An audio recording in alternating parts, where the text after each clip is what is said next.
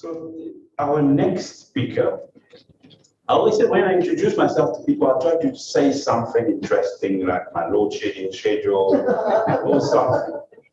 But I honestly want to tell you, if I worked for the office of the president, you would have known that. By now, you would have all known it's the guy who works for the office of the president because he reports to the president. But the next person, Kuti Mabebele, has been for many, many years a public servant. Not only that, but she's always been in the space of defending rights for women, for children, and for people with disability. She's done it for many, many, many years, and she has passion through it. You will feel the passion as it comes through. And I would like to invite now our very own Kuti Mabebele. Please give a big, big round of applause.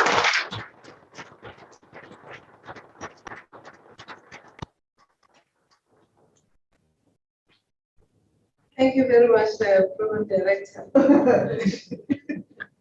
So much pressure. You mentioned the presidency, you put pressure on me. Yeah, but it's indeed a great honor to once again be here. I think I'm a regular in this room.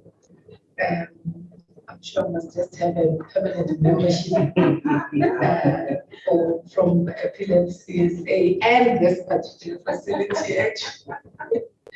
Yeah, but I must say that of utmost importance for me is the honor to be able to come and share the relevance, especially from government's point of view, in terms of what we're about and what we do, and how do we do that. As already introduced, I'm from the Ministry of Women, Youth, and Persons with Disabilities, which is in the presidency. So we at that level and strategically positioned for us to be able to influence decision making, which is quite critical, especially when dealing with the sectors that still require transformation and require much more attention than we are actually giving it. I'm talking about the sectors of women, the sectors of youth, and the sectors of persons with disabilities. But I'll also talk for the sectors of children, because at some stage, children was also in my forte to work with. I think a brief introduction is necessary so that you know what this ministry is about. It's a ministry which is about rights. We're not about services. Everybody else renders a service to citizenry. And these citizens are made up of women, men, young people, young men, young women, young men with disabilities, young women with disabilities, and generally persons with disabilities. We are about policy and legislation. And that is very, very critical and very important, and I'll tell you why. A lot of the times, people like to believe that South Africa has got enough policies, has got enough legislation, and we have enough of that. I'm standing here and I'm saying we really don't have much. I mean, doctor, you talked about, you touched very, very critical areas that Charlene knows in my many other battles with the duty bearers in various sectors, your departments, whether it's social development, health, transport, and all of that. Those are the things I deal with. I talk to them from a policy point of view. Because if we don't get the policies right, we're going to be dependent on how people feel at that given time, or who do we have as an activist in an organization to drive a particular agenda. We don't need that. You need a policy that states clearly that this is how we are working towards improving the lives of persons with disabilities. Let me confine myself to that. Now, we in the presidency, because that is the center of government at the national level. At a provincial level, we're in the offices of the Premier, that is the center of government. At a local level, we work with mayors and MMs. There's no other center of government other than that. So if I fail to do my responsibilities in the presidency and there aren't enough policies to deal and to transform the lives of our people, it's because I failed. Not that decisions are not being made. I have to find the tools that will drive these decisions to be made. Be today, this is a particular president, or tomorrow is another president. Be today, this is a minister of health, that one becomes a minister of health. The policy doesn't change, it remains. All we change is to adapt and ensure that we are aligning it to the current climate at that given time. Now, when I rejoined this department that I love so much 2 years ago, which I left about, not giving my age away, some 10 years back before I rejoined, I discovered that not much has been done with regard to the policy and legislative environment around persons with disabilities. Now, persons with disabilities are not a homogeneous group. Today, we're sitting with the group that deals with the matters around epilepsy. I deal with everyone. I deal with visible disabilities, non-visible disabilities, physical disabilities, and so forth. All of them are my basket. So it would be a mistake if in our policies we approach persons with disabilities as if they are a homogeneous group, because we're not a homogeneous group. We're actually very, very vast and different. But each group requires specialized, have their own specialized needs and require a specialized kind of policy environment to be able to deal with this. With epilepsy SA, we're trying to drive through the WHA resolutions, implementation of the IGAP resolutions. We're having consultations specifically on epilepsy, right? There are many, many other resolutions that are there internationally that we as South Africa have signed up for and were a signatory of. But do all those translate into the country into any form of a policy or a driving tool that tells that person who's in a hospital that this is what you ought to do? If we had that, we wouldn't be sitting with a situation where when we deal with public transport matters, we still are leaving out a particular group in our community that is not able that is not accommodated in terms of, for example, I'm using an example, doctor, in terms of driving. We have put a policy that you can't drive for 2 years, but we have actually created a barrier for you to go anywhere because our public transport system is not enabled to respond to you, you know. So how do we do that? What are the transport policies saying? What are they saying about that? And I can tell you today, you can explore the transport policies, you will find that they're not disability inclusive. And this is where I come in, to ensure that every policy in every sector is disability inclusive. And that is where we are. And hence we are placed at that strategic level. Now, for you to be able to influence policy, you need decision makers. Now, you need a decision maker at the level of the president who would be able to say to each and every sector department, what have you done? What have you put in place? I also have a responsibility to develop frameworks and guidelines for these duty bearers to be able to implement and create those particular policies and implementation plans properly that are effective. So at the most, we don't have those kind of policies. We have broad policies that talk to broad citizens as if they are one group of citizens. I've been given the topic of invisible disabilities in the workplace, but I was given this background so that you understand where we come from in terms of policy matters and the legislative environment that we're working very hard to ensure that we regulate and we put in place. We cannot even begin right now to talk about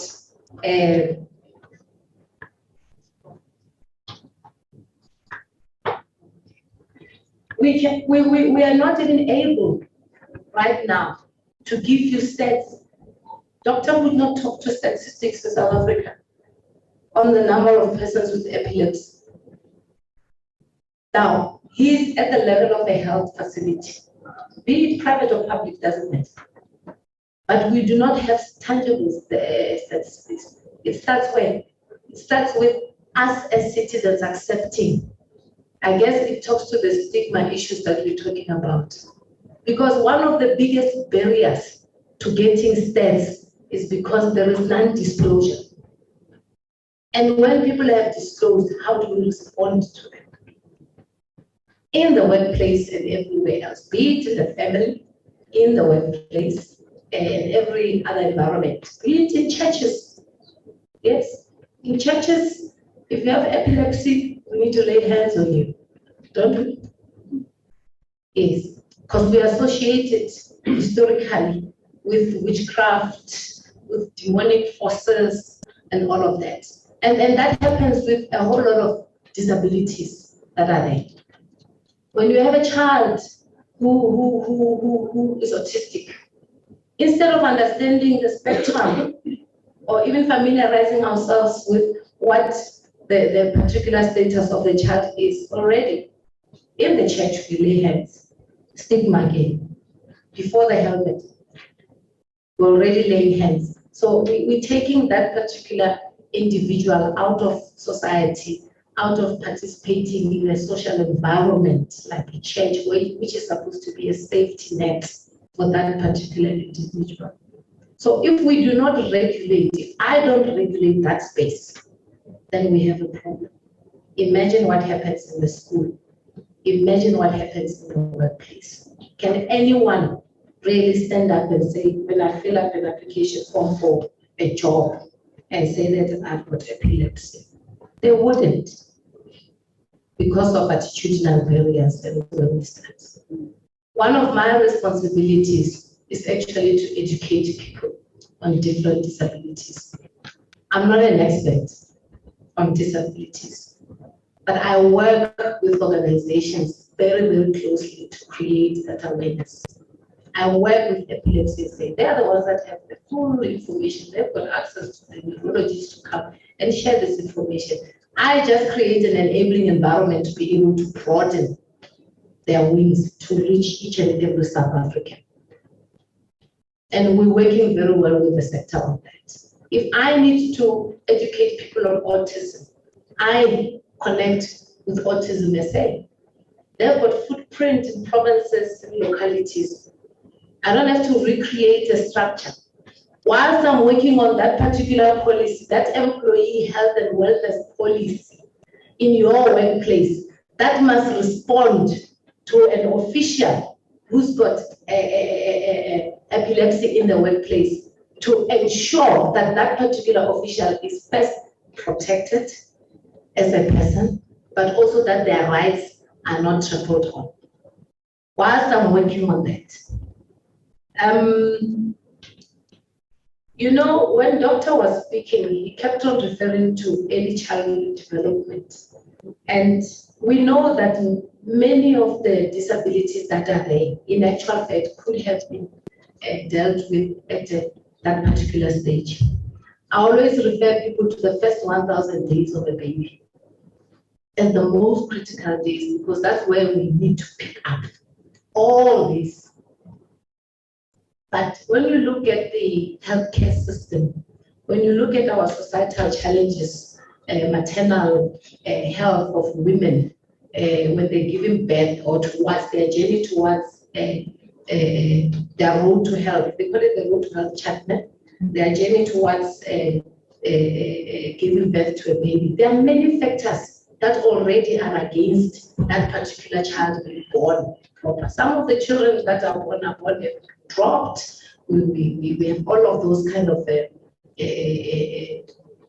cases where children sudden birth and then the child falls and injuries happen and the diagnosis is not being done. The parent is sent away with the child. The first 1,000 days gone, no diagnosis, access to health care.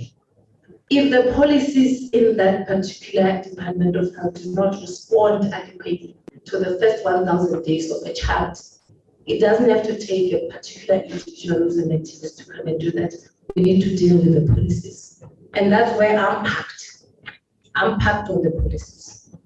Now, when it comes to the workplace, as just another environment, because it's a journey. You journey from being a child to a school, to a community, then you end up in the workplace. And all these have got a particular impact and effects in terms of how and what disabilities you eventually have and how you have been responded to generally.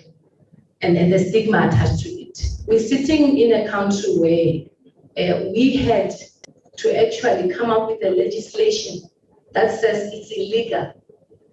It's illegal for a child with a disability to be at home when other children are in school.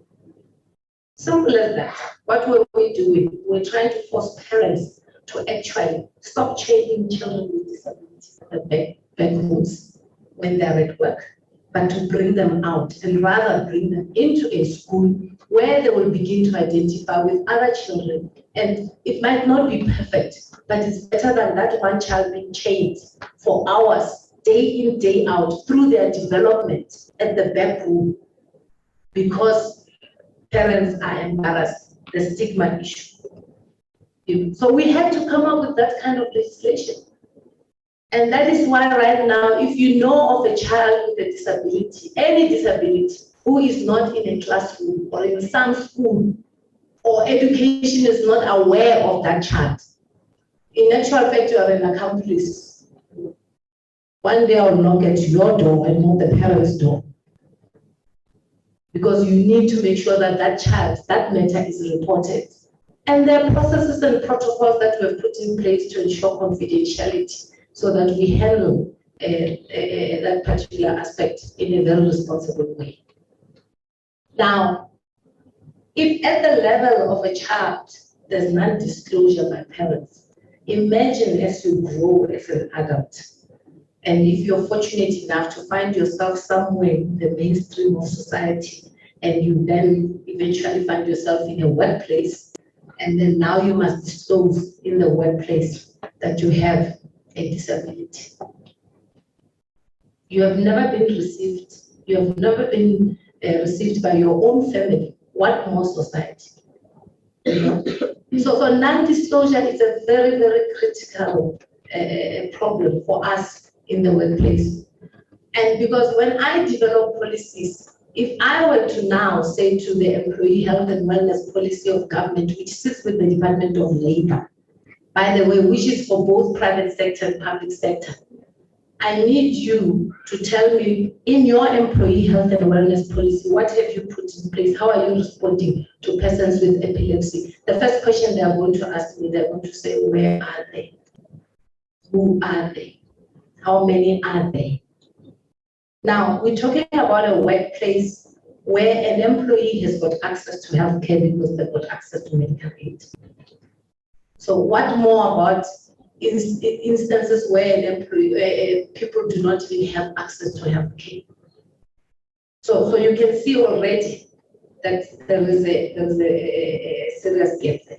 But we need to have those policy matters finding reflection in the policies, and us as duty bearers responding accordingly. So in the workplace, in terms of invisible disabilities, South Africa, we're struggling with a lot of mental health issues right now. Actually, one of my opening lines is that in any forum, is that all of us here have a disability. It's either you don't know or you're in denial. That's my opening line. It's either you don't know the disability that you have or you're in denial. And I'll tell you why. I always give one example. We all fall within a particular spectrum of autism. All of us. We all do. OT, am I wrong? We all fall within a particular spectrum, but we're not severe for our spectrums to then be categorized as a disability. That would require special needs. So if we do not then change the landscape and the environment through our policies and our legislative environment to ensure we respond to those that are now categorized as persons with autism, for instance, as a disability, how are we going to then ensure that we put mechanisms in place? That's the implementation we're talking about. That's the implementation we're talking about. How does health then begin to respond?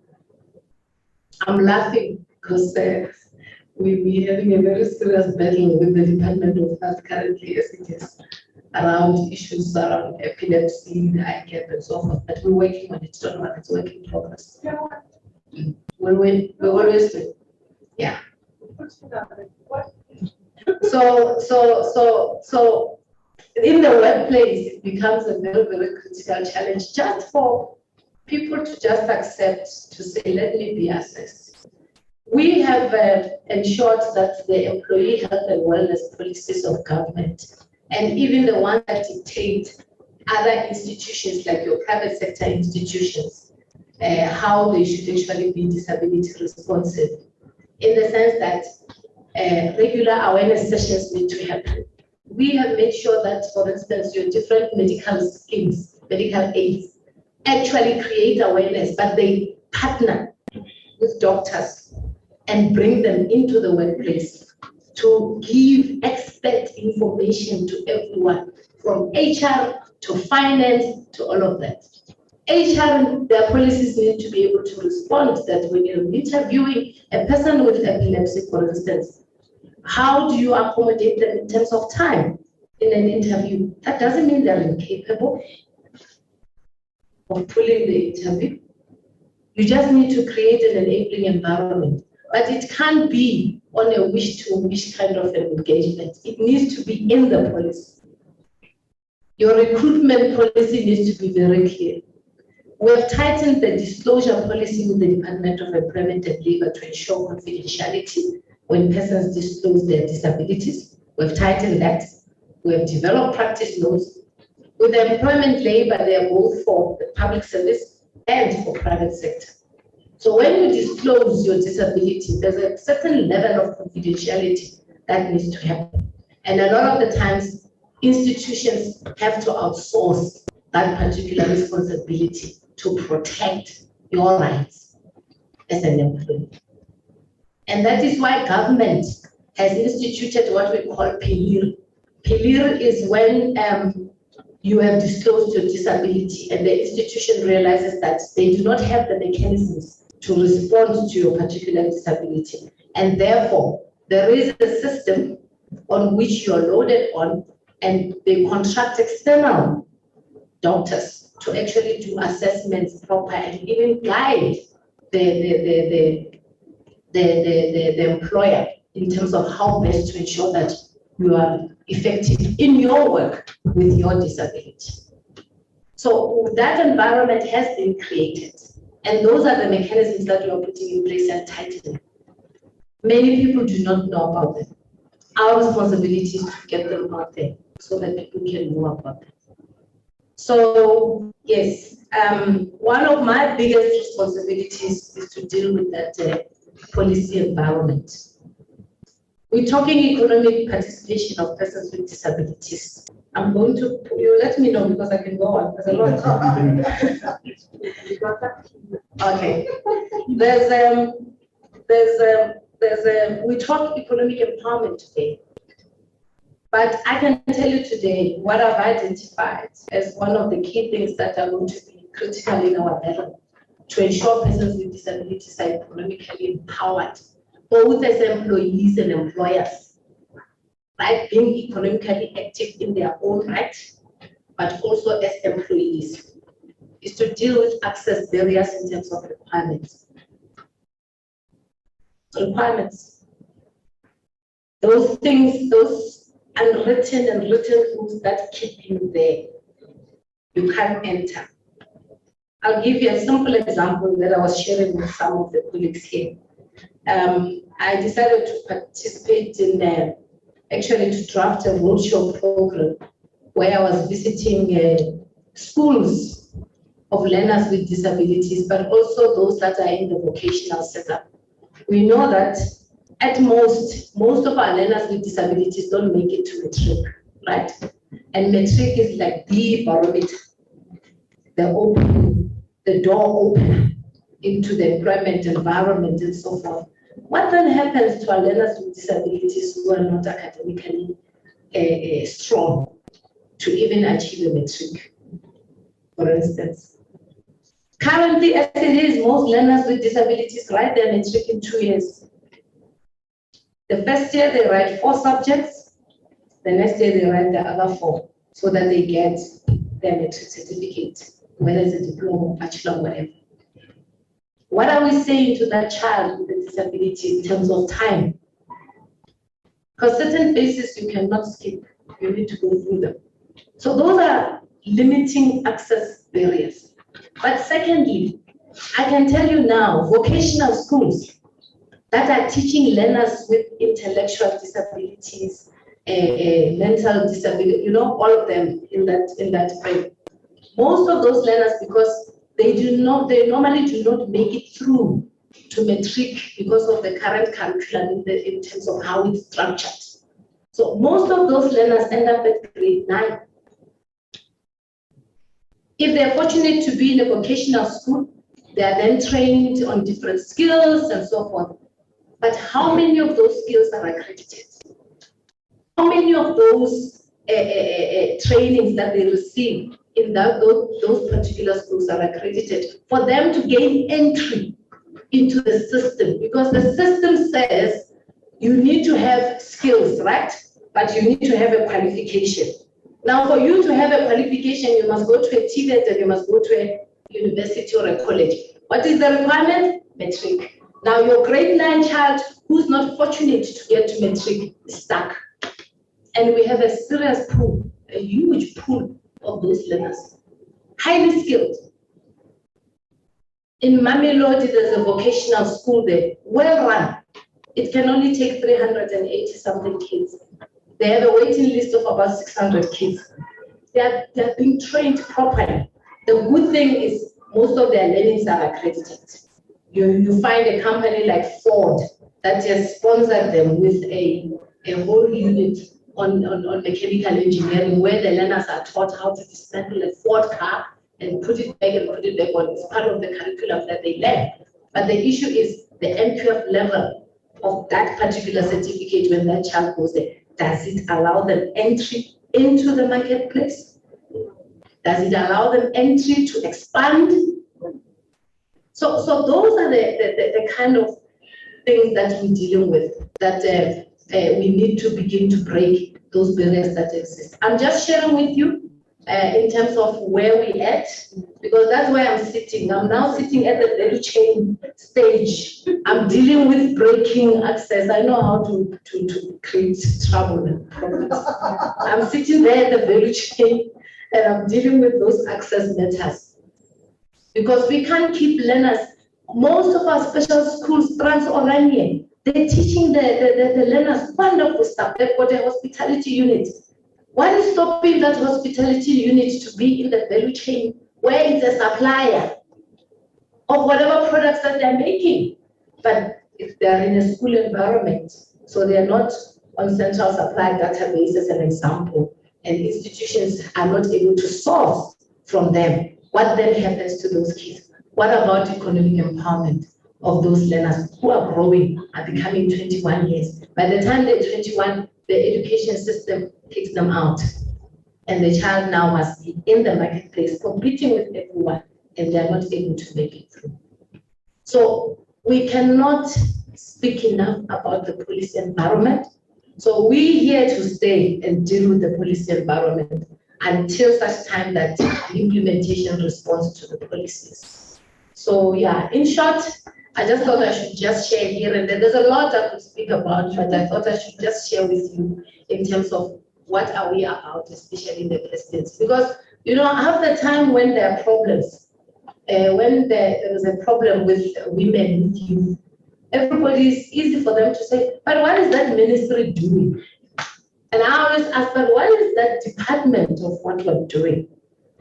You know, because it's supposed to render a particular service, but that department is not doing that because they do not have a key policy driver that tells them exactly how.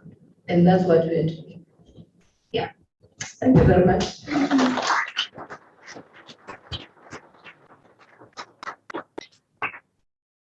Thank you very much. I think we will have, just in the interest of time, just 2 questions. And it will be good that the questions be asked, by those who did not have a chance to ask the question before, just for us to make sure everybody gets. We have an online question. Oh, we do have a So question. can we have that as one of them, please? Yes, so one of the question will be online and then the other one will be from the audience. Dimitri, do you have that question already? Yes, certainly. The question is from Lufuno, and it says, with regards to this policy implementation by the employers, does the government do some visits to or audits at employers with employees with disabilities to secure or to ensure that those employers secure the service provider or specialists to help ensure that they are treated equally? Is there a program for that in place? Yeah, one of our it's my counter department that is in the rights of persons with disabilities branch. One of the things that we do is conduct those very audits. Over what the Department of Employment and Labor does, because they have the mandate to deal with the private sector.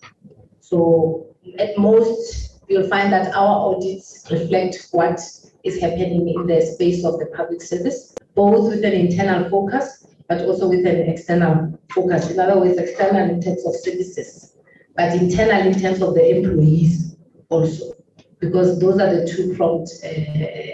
two approaches that we use. But yes, we do monitor and evaluate, and I'm not going to shy away to tell you this, the picture doesn't look good. One of the things that we do is that our monitoring and evaluation reports, we don't hide them. We publish them. And we publish them upon them having been validated by cabinet. Because we want the departments to acknowledge the gaps. So we get those particular monitoring and evaluation reports to the level of government. There's a lot that's being done. We know that the Department of Employment Labor has also upscaled their responsibility in terms of monitoring, in terms of employment equity, and it's very clear in terms of persons with disabilities where we stand. We're not doing well, and we won't do well on employment equity because of those access issues that I spoke about. Because where are they? Are they employed? Do we have persons with disabilities in the workplace? At most, I can tell you we're doing well with certain disabilities, your hearing impairments and your visual impairments, and the physical ones. But with the non-visible ones, we're not doing well at all, because just the disclosures are a big event. And hence, we go on a drive to actually preach the disclosure confidentiality so that people feel that they're in a safe space to disclose their disabilities. Yeah. And in that way also they get assisted, because institutions will only develop programs for implementation based on what is there. Yeah. Thank you very much. Okay. Can we please have one last short question? What do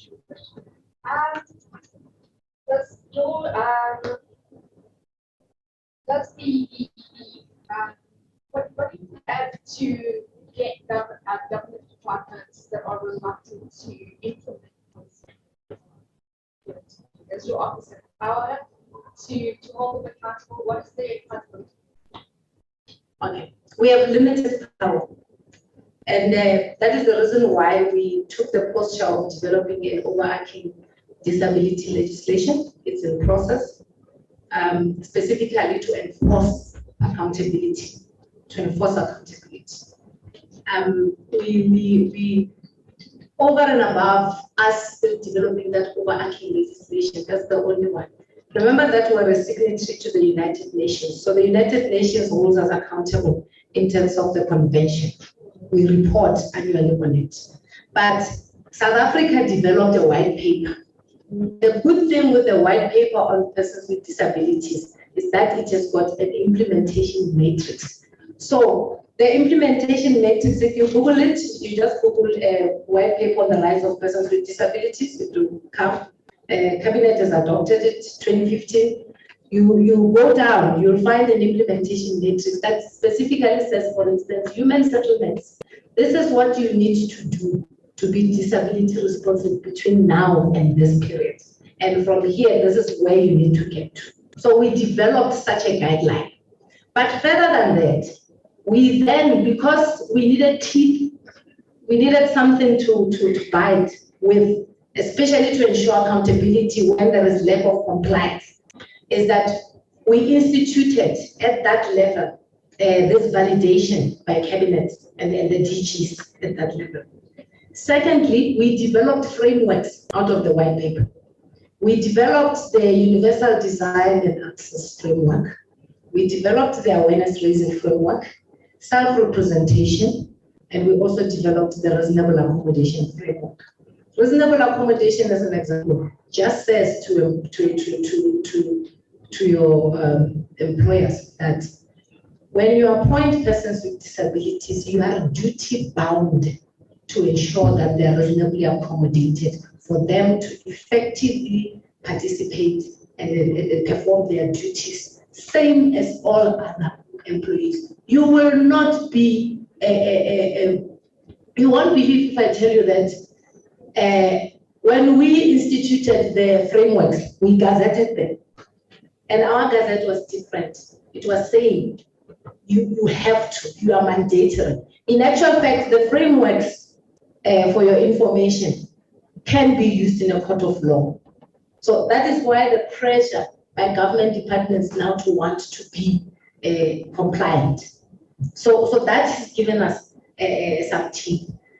Leveraging on Chapter 9 institutions, Human Rights Commission. I'm sure you're aware that, for instance, the Department of Basic Education in the Northwest we've taken it to court with the sector through the Human Rights Commission, because it's a Chapter 9 institution, to make them to begin to prioritize certain things that are basic for delivery of education to learners with disabilities. So we have that, that's what I'm saying, our teeth are limited. It's limited in the sense that if you don't comply, unlike if you don't comply with a court order from the Department of Justice, then you are liable for a fine and possible imprisonment. We don't have that.